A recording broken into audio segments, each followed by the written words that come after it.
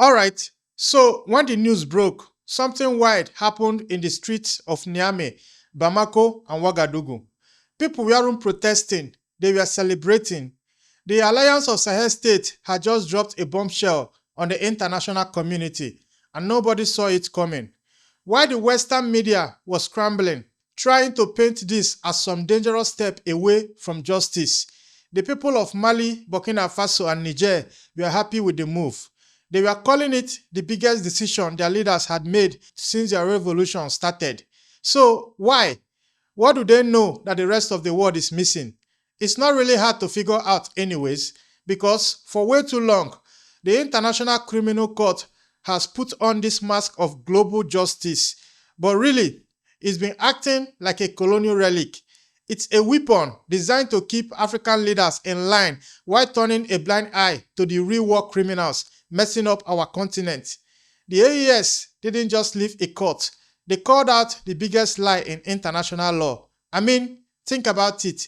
The ICC has had 33 cases, and somehow, almost every single one is about Africa. Meanwhile, the people who caused chaos in Gaza, Ukraine, in Iraq, they are all walking free. There are dinner parties in Brussels and Washington. That's not justice. It's just colonialism in a courtroom with a fancy building in The Hague. But here's where the story gets really interesting. The timing of this pullout is not random. Sources close to the AES leadership say they had intel that the ICC was gearing up to make moves that would have directly threatened the very sovereignty this new government fought so hard for. The same court that put out an arrest warrant for Vladimir Putin, who has become Africa's most solid partner against Western imperialism, was apparently setting its eyes on the leaders of the Alliance of Sahel States. Today, we are digging into the hidden story that pushed the revolutionary leaders to this historic breaking point. From secret talks between Western capitals and ICC prosecutors to the real reason Russia is now Sahel's most trusted ally. This is going to change everything you thought you knew about international justice.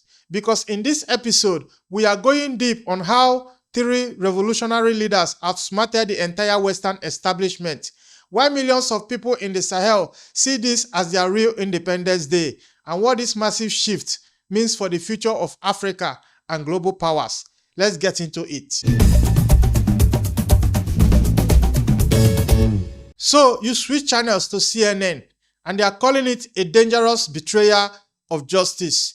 But on the ground, in the three Sahel capitals, the streets are exploded with celebration. What did these people know that the international media wasn't reporting? Because in Niamey, you had regular people, mothers, students, market traders, all gathered around radios and phones, sharing the news with this incredible joy and relief. They felt like their leaders had finally broken free from a colonial machine that was built to control them. The feeling was clear. This wasn't about running away from justice. It was about escaping injustice. Of course, the Western media immediately started spinning their usual story. You saw headlines like retreat from accountability, dangerous precedent, collapse of international law. Even human rights groups rushed out statements condemning the decision, warning about impunity and chaos. But they all missed the most important part of the story.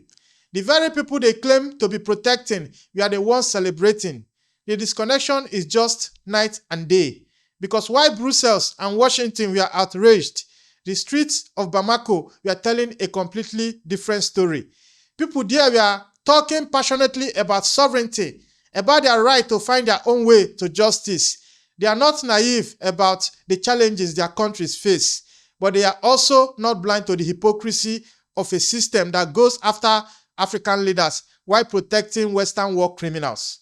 This was never just about legal paperwork or diplomatic games, because for millions of people in the Sahel, September 2025 was the day their leaders finally said no to the same old institutions that have kept Africa down for decades. The party wasn't just about leaving a court, it was about getting their dignity back.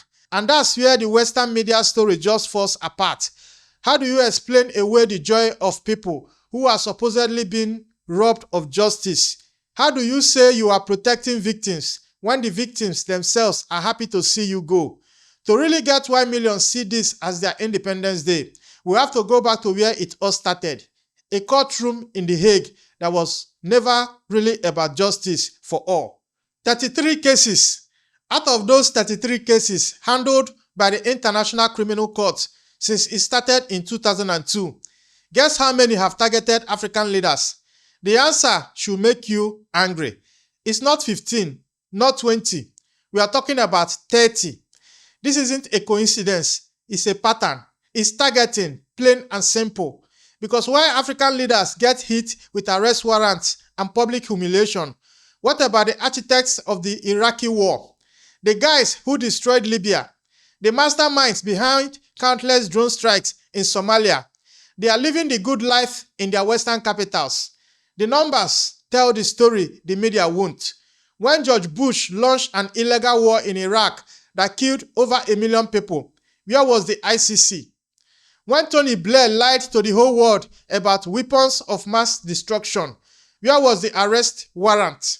When NATO bombed Libya into a failed state, turning one of Africa's richest nations into chaos, where was international justice then? But it goes deeper than just who they pick. Just follow the money. Who's funding these so-called independent courts? The European Union and its Western allies are the biggest donors. The same countries that benefit from keeping Africa unstable are bankrolling the court that prosecutes any African leader who gets in their way. You have to remember, the law that created the ICC, the Rome Statute, was written way back in 1998. That was peak Western dominance. The Soviet Union was gone by then. China wasn't even a global power yet, and Africa was still reeling from colonialism. The Western powers designed a justice system that would serve their own interests, a tool to keep the global south in check while making sure they themselves were immune. Think about when the ICC steps into Africa. It's almost always when a leader starts challenging Western economic control or gets too friendly with other global powers like Russia or China. The pattern is so obvious, it's almost insulting. They call it international justice, but let's call it what it is: colonialism with lawyers. And that obsession with Africa wasn't just a coincidence. Our sources are telling us it was part of a bigger plan to shut down Africa's new revolutionary leaders. And Ibrahim Traoré was right at the top of their list. So here's where it gets really personal. What if I told you that ICC prosecutors had a secret list of African leaders they were watching, and that every single one of them was leading the fight against Western imperialism? The pattern is crystal clear when you look at the timeline. Captain Ibrahim Traoré leads a revolution in Burkina Faso, kicks out French troops, and starts transforming the country. Suddenly, the ICC is very interested in the region. Colonel Assimi Goïta gets a firm grip in Mali and tells the French it's time to pack their bags. Coincidence? ICC pressure starts building. General Abdourahmane Chiani takes over in Niger and cancels shady French mining deals. And what do you know? All of a sudden, there are international legal concerns. This isn't just guesswork. You can track it, because every single time one of these leaders made a move that threatened Western money or power, the legal pressure would follow. The ICC became the perfect weapon for regime change without having to send in the troops or the tanks. Why invade a country when you can just issue an arrest warrant for its leaders? And they weren't targeting just anyone. These three leaders are everything the old colonial powers are afraid of. Young, smart African revolutionaries who know how to rally their people against foreign exploitation. They weren't just changing their own countries. They were sparking an awakening across the entire continent. Ibrahim Traoré especially has become a huge symbol of African resistance. His speeches about sovereignty and dignity are lighting fires all over Africa and the diaspora. He's not just fighting French neo-colonialism in Burkina Faso. He's giving voice to a new vision for a truly liberated Africa. And that terrifies the folks in Paris, London, and Washington. Our intel suggests that ICC prosecutors were literally building fights on all three of them. just waiting for the right moment to make their moves. The plan was sleek: create a legal reason, issue the arrest warrant, and then just sit back and watch as international pressure crushed their revolutions. It's a playbook they've used before on other African leaders who stepped out of line. But these aren't your typical politicians who get scared by legal threats from Europe. These are military men who have already put their lives on the line for their countries. They knew the choice wasn't between justice and injustice. It was between surrendering and being sovereign. The message the ICC was sending to every other African leader was simple: challenge us and we will use the law we wrote ourselves to destroy you. The writing was on the wall. But when these revolutionary leaders saw the trap being laid, they didn't just fight back. They found the only ally who knew exactly what they were up against. So, on one hand, you have the West offering aid with 1,000 strings attached and the threat of the ICC. On the other hand, you have Russia offering something completely different: a partnership with no judgment. And there's a deep strategic reason why Moscow has become Africa's go-to ally. The difference is night and day. When Western leaders meet African presidents, the meetings are full of demands, conditions, and lectures. When Russian officials shows up, they talk about mutual respect, shared sovereignty, and getting things done. For African leaders, that change is huge. Russia gets something the West never did. Africans aren't looking for new masters. They are looking for partners. Russia offered military help without demanding political changes. They offered economic deals without forcing countries to sell off their assets. They supported African sovereignty without demanding they bow down to Western institutions. And then the ICC made a huge mistake. In March 2023, they issued an arrest warrant for Putin himself. That move created this unexpected bond between Russia and Africa's new leaders. I'm talking about the Alliance of Sahel States leaders. They looked at it and said, hey, that's the same court that has been harassing us for decades. Russia's refusal to bend to the ICC gave these African leaders a blueprint for how to resist. This isn't just about having a common enemy. It's about a shared vision. Russia is offering a different way for the world to work, one based on every country's right to be independent, not on some rule-based order decided in Washington. For the AES leaders, this was exactly what they were fighting for: the right to choose their own path. The military cooperation that came next was a game changer. Russian advisors came in to help with security, but without all the political baggage of Western aid. This was a partnership, not a handout. Critics in the West cry about Russian influence, but they are totally missing the point. African leaders aren't picking Russia because they are in love with Moscow. They are picking Russia because Moscow treats them with respect. After centuries of being talked down to by the West, just getting basic respect feels revolutionary. The money side is just as important. Russia is offering trade deals that benefit both sides, not just deals to extract raw materials. They are helping with technology and supporting African industry instead of trying to keep the continent dependent. This alliance is bigger than just a few countries. It's the start of a multipolar world where Africa finally has real options. For the first time, African leaders can play the big powers off each other instead of just taking whatever the West gives to them. And that alliance wasn't just changing the Sahel, it was scaring the hell out of Western capitals who could feel their control slipping away. That's when the pressure from the ICC hits its peak, and a shocking discovery forced the AES leaders to make their own moves. Alright, this next part, you won't hear this anywhere else. This is the specific intelligence that convinced Traore, Goita, and Chiani that the ICC was getting ready to kill their revolution. Because sources deep inside the AES leadership have confirmed that in early 2025, they got intelligence showing that Western governments and ICC prosecutors were working together to build cases against them.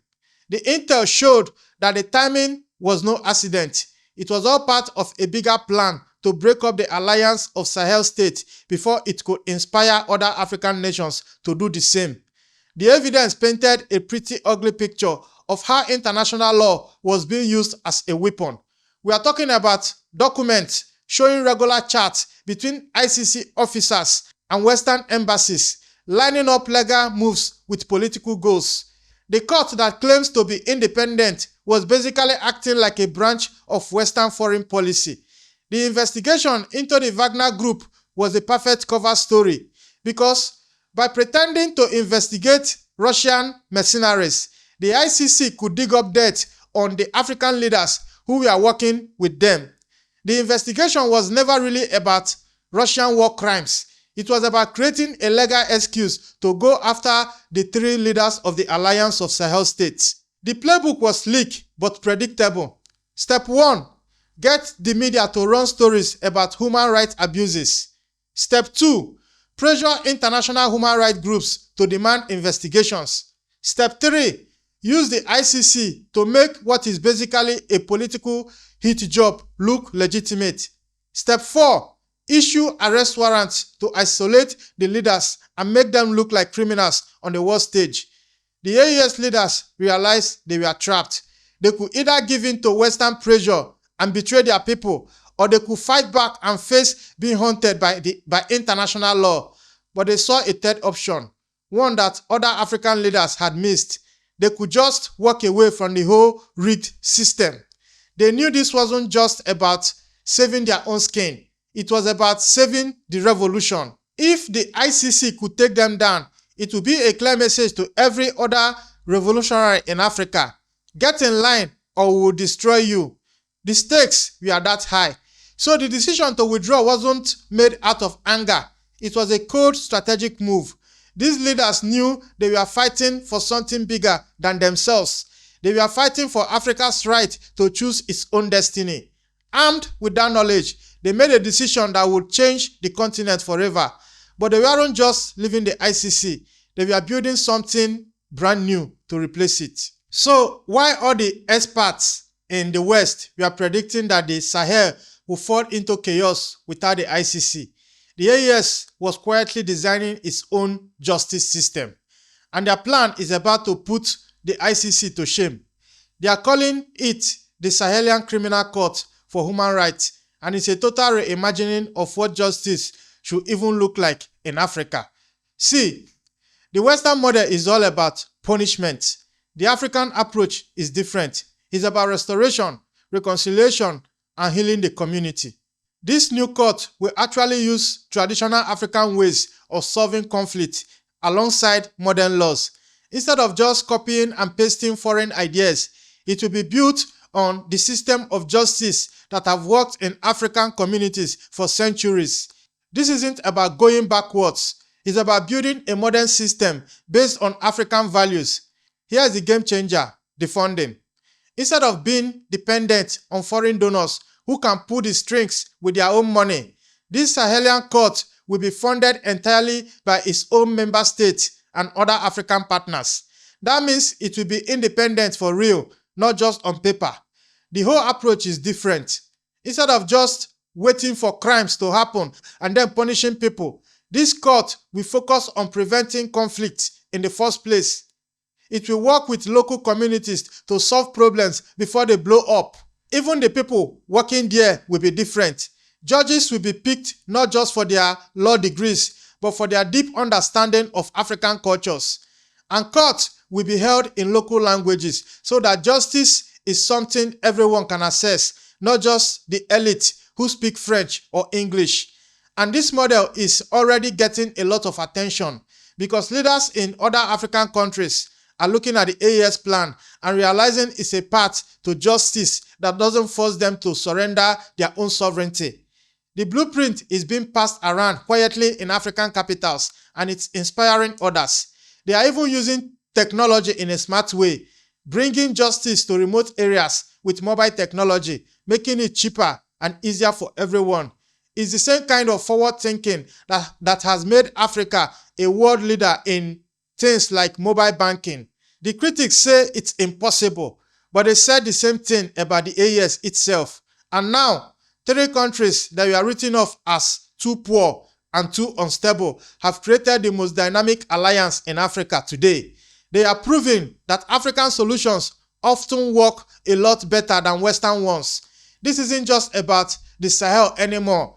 As the news spread, leaders across Africa started asking a powerful question. Is it finally time for all of us to break free from these colonial institutions for good? But what the West is really afraid of isn't that the Sahel will succeed. Is that they've set an example for every other African nation. From Kenya to Ghana, from Nigeria to South Africa, the people are quietly rethinking their ties to these old international institutions. In private, the questions they are asking are revolutionary. Wait a minute, why are we still in organizations that target us? Why are we funding courts that only seem to persecute our own people? Why are we depending on financial institutions like the IMF, the World Bank, who just happens to be giving loans mostly to Africans? Why do we still let Western institutions have the final say in what happens inside Africa? And the success story coming out of the Sahel is making those questions impossible to ignore. The West predicted total chaos, but the AES countries are more stable than ever. Their economies are growing, security is getting better, their people are finally optimistic about the future. You put that next to some of the Western allied countries that are still struggling with the same old problems, and it's starting to get embarrassing. It's becoming obvious that being dependent on the West isn't working. Other African groups are taking note. The East African Community, SADC, they are all starting to have these same conversations about sovereignty. Even the African Union is being forced to wake up and realize its old ways of doing things might be broken. The reactions from the diaspora has been incredible too. Young Africans in Europe and America are finally seeing leaders they can be proud of. Leaders who speak their language. The AES has given them a reason to believe in African leadership once again. You see it all over social media. Hashtags celebrating African sovereignty are trending all the time. The whole story is changing. It's no longer about Western saviors helping helpless Africans. The new story is about African revolutionaries showing the world a new way forward. If even half of Africa follows the Sahel's model, the entire global power structure will change. Western institutions that rely on African participation will lose all their power. The multipolar world that Russia and China have been talking about will finally become a reality for Africa. The West is starting to panic. You are seeing more and more diplomats flying into African capitals. They are rushing to put together new aid packages. They are making quiet threats behind closed doors, but it might be too late because the idea of true African sovereignty is out of the bottle now, and you can't kill an idea whose time has come. Those three revolutionary leaders didn't just leave a colonial court. They showed all of Africa the road to re-independence. The question now isn't if other African nations will follow. The question is, will you be part of this historic awakening? Now, if you have watched to this point, this is Frontline Africa, where we talk about geopolitics from Africa's own point of view, where we talk about the kind of stories with the kind of details that mainstream media would dare to attempt. I want to ask you, do you think it is a strategic move for the Sahel Alliance to exit the International Criminal Court? Go to the comment section and tell us your opinion, and tell us if you think other Africans should follow the Sahel model in dealing with these international institutions, whether it is the International Criminal Court, whether it is the World Bank or the IMF. Do you think it's time Africa rethink their relationships with these institutions? If you want to see more of my videos, maybe consider to subscribe and turn on those notifications. I am your host, Ezekiel Enejeta, and I will see you in the next one. It's a bye-bye for now.